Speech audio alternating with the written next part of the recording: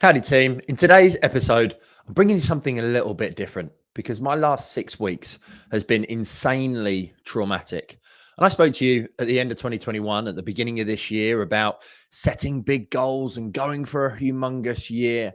And life has a way of chucking a curveball in that makes you reconsider what's it all about, puts everything into perspective in the click of a finger. And on the 2nd of January, my mum was given 48 hours to live. And to say life was turned upside down for me, my dad, my family is insane. Now, I want to be respectful to my family because we haven't spoken openly about this, but I feel it's right as an entrepreneur, as a business owner, as a father, a husband, a son, to share this with you because this is the honest reality, the ups and downs, the trials and tribulations, the good, the bad, and the ugly of building your business.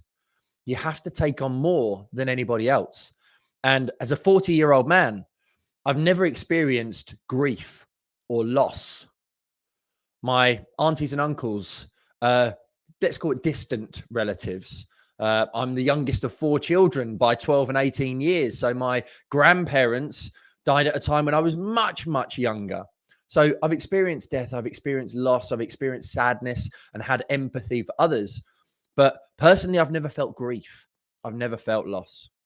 So let me give you a little bit of context. Last year, 2020, July, my mum had life or death bowel surgery.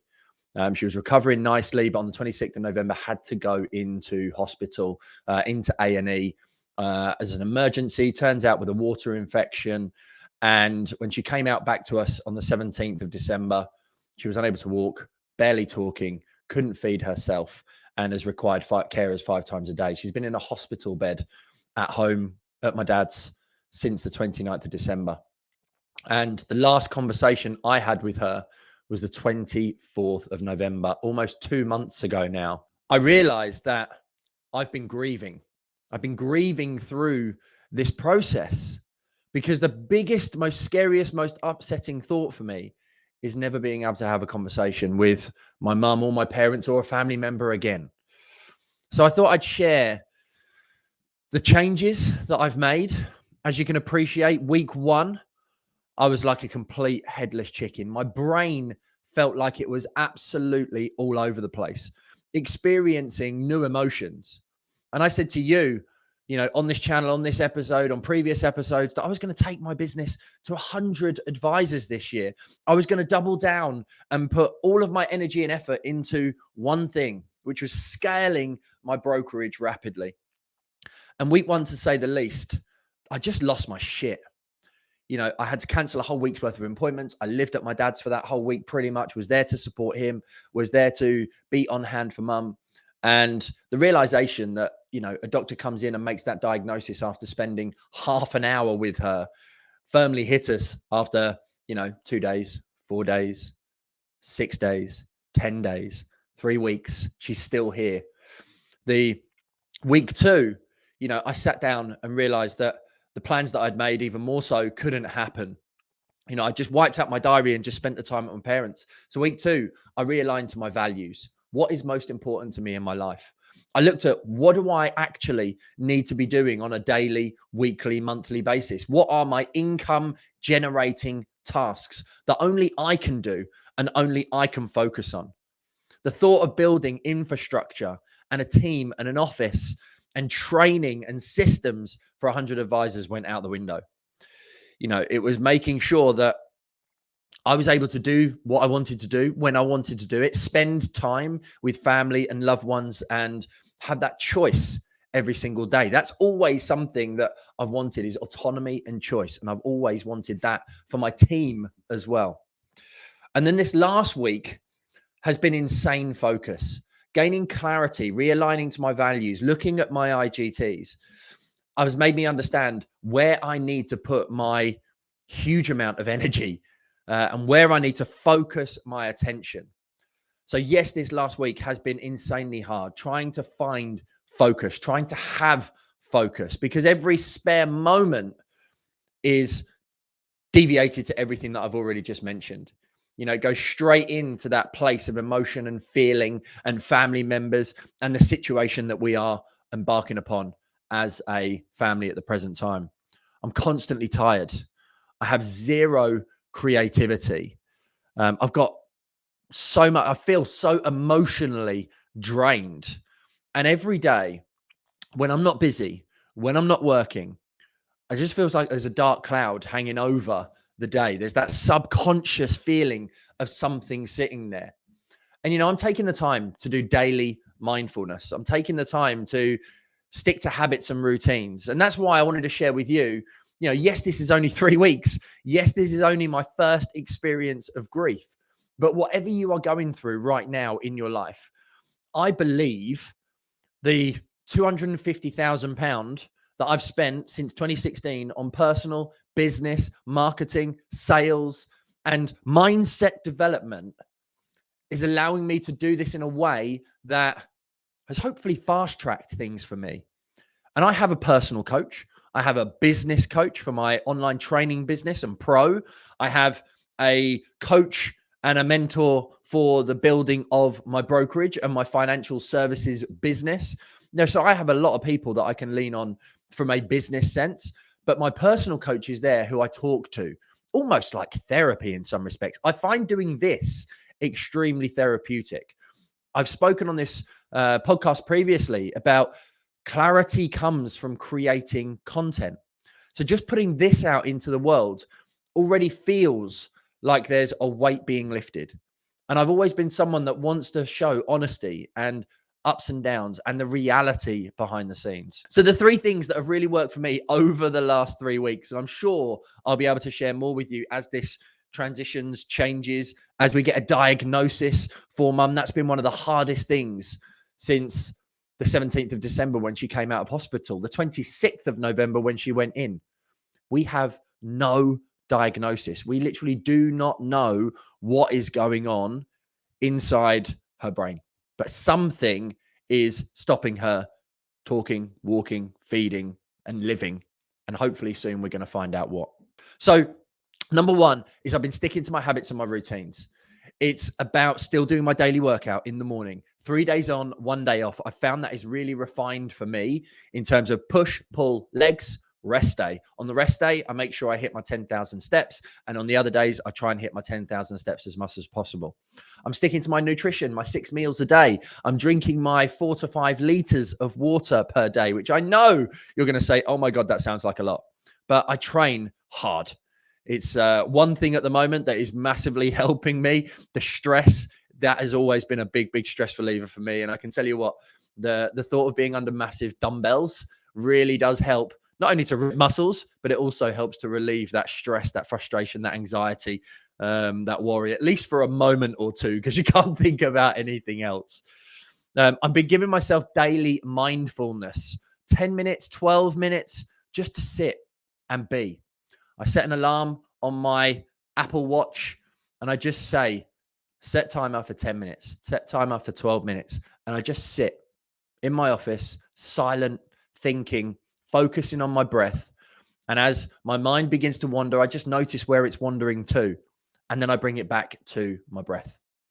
And there's a great book and hopefully a future guest coming up on the podcast that will be talking to you massively about this. The other thing that I'm doing is obviously making time for mum, for going to see dad as much as I possibly can. The week 1 headless chicken, cancelling everything and sorting that out. Over the last, 2 weeks, I've had to catch up on those one-to-ones with my team, on the meetings that I had booked.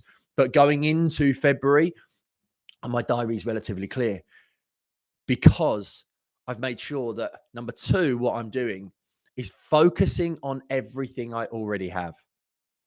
So looking at the brokerage, we've got 6 new advisors, 3 of which are joining us next week, 3 of which joined us in December. We've got the 10 advisors that we've already got. And I'm just going to focus on those guys and girls. I'm going to improve and make branding decisions, marketing decisions. We've got a new website launching. We've got 75 pages. We've got 243 keywords. We want to increase our lead generation. We want to double down on the brokerage brand. I want to generate more leads, more sales, more profit, and help my advisors to achieve more time. And I want to do that by looking at making marginal gains on the processes, the systems, the emails, the marketing methods, the training that we're doing. And I've just been actually looking, yes, that's the brokerage taken care of now, because I've got team in place that can do loads of those things for us or for me. So that shouldn't and isn't going to take a huge amount of my time. So that enables me to focus back on my coaching, because we've got the Pro Leads program, which enables you to attract your ideal client, to leverage social media, to really start to push your marketing forward and grow your inquiries. And then I have my Pro Academy, which is all about building a business. It's about becoming better at your systems and processes, becoming better at sales, having predictable sales in your business, building more automations and systems, and really improving your knowledge as a business owner to give you that profit and that time to do the things that you love with who you love. So I'm doubling down on those two courses, and I'm going to grow those two courses because we've been building them for the last 3 years. Making those better is much easier than trying to do lots and lots of new things. So it's about looking at where we are currently, getting more results with the people that I'm working with, and making marginal gains on everything that I already have in place. So we've got our estate planning training, that's already structured in 4 events, 4 training sessions, and we'll grow our agents through that. That's a simplified business model. And when I looked at that business model and then looked at my brokerage and then looked at what I was planning with the coaching, I just thought there's a whole different way in which I can make this much, much easier for me, to give me the time, to give me the autonomy, to give me the choice, which is what it's all about from my values. And the third and final one, so let me just recap. Number 1 was sticking to my habits and routines. Number 2 was focusing on everything that's already in place, that I'm already working on. And number 3 was saying no. So saying no to new and existing ideas that don't get a direct result. Is looking at removing brands. I had one brand for my mortgage network, which we've now got rid of, and we're bringing it underneath the Active umbrella as Active Network. I'm looking at simplifying the business models, as I've already mentioned, making them really easy, clear cut, using the infrastructure and the people and the team that are already in place, and looking at quicker ways to earn more and work less. And that's not because I'm lazy, but that's because I want to make sure that I'm not working all the hours. That's not what it's all about. The thoughts that I had in December were solely focused on monetary goals. I'd looked at the destination, the satellite navigation, and I thought, right, what do I need to do in the next quarter in order to be able to achieve that? And within 2 days of starting, it all went out of the window. And it made me realign to my values, choice and autonomy, to run a 100-team brokerage underneath my umbrella. It almost needs to go from autonomous to a dictatorship. I almost need to change the way that I want to be in order to be able to achieve that goal. I love coaching. I love learning and teaching others. I love improving things, and doing that for my clients, doing that for my advisors is absolutely where it needs to be. Bringing people underneath the network is going to be a much, much smarter way to do that, because we provide a service and we support you with your network, your compliance that's required to keep you authorized. We're doing something completely different within the Active Network. And it means that you get the choice to build your brand, to build your business, and it encompasses everything that I'm already about. So I want to choose how I spend my time. I want to make sure that, week one showed me how much I actually need a PA, how many IGTs I'm not doing. So I've recruited another PA. She starts on the 23rd of February. She is vastly experienced. And that's been a huge lesson for me across the course of 2021, was recruiting people with massive experience. It costs you more, but the experience they bring from other areas when they've been further ahead in the journey than you. My PA has been a executive assistant managing 6 PAs. She has worked for the Metropolitan Police. She's worked for Anglian Rail. She's worked for Tate and Lyle, seriously high up CEOs, almost the CEO that I want to become in the future. And having someone like that by my side, helping manage me, my day, supporting my team, is going to help us get there much, much quicker. It's going to keep me more focused. So I'm a huge believer in this circumstance that life is always happening for me rather than to me. In every situation, we have a choice as to how we handle it. And this is one thing that I have massively taken, one of the things that I've massively taken from my mum and dad. You have a choice in terms of how you react. You can be a glass half full or you can be a glass half empty. You can choose to focus on the positives. You can choose to focus on what you can control day in, day out. Or you can choose to live in the future, to worry about things that might not even happen.